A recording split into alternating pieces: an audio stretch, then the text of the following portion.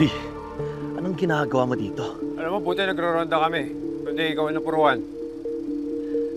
Ano yan? Sir, mapa ng kayamanan.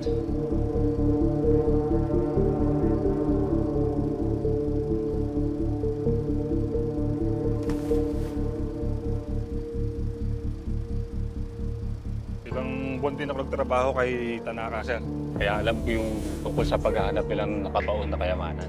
Nabalitaan nga namin na madami na daw hapon dito. Pero ano pa tayo nakakasigurado na totoo yung mapa niya? Anak ng dating sundalo si Tanaka, sir. Marami siya mga meetings. At dun sa mga naririnig ko, sir, isang damakmak na ginto. May mga lahas. Mga rebulto na gawa sa ginto yung hinahanap niya, sir.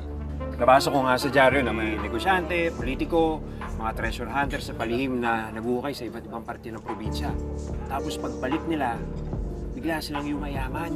Sa katunayan, sir, meron ng grupong binuo para maghukay dito. Kaya lang, ngayong wala na si Tanaka, sigurado hindi na matutuloy yung paghuhukay na yun. Wala nang gagastos, wala nang pipinance. Ako, sir, susugalan ko to. Kasi pag nagkataon, sir, jackpot tayo dito. Kaya lang, sir, ang problema, wala akong budget.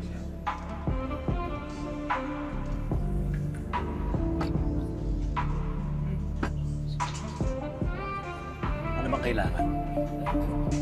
Para matuloy ang paghuhukay.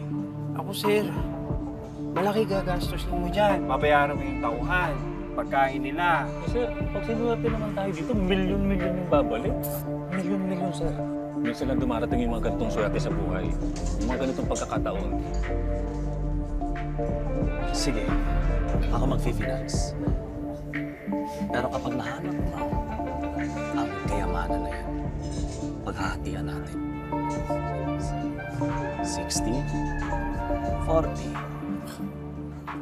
Mapagkakatiwalaan naman kita, Rudy, ah. Para naman di mo ako dating asset, sir. Kaya cheers. Cheers. And now, ang pinakahihintay na lahat, ang Golden Star of the Night, Belinda!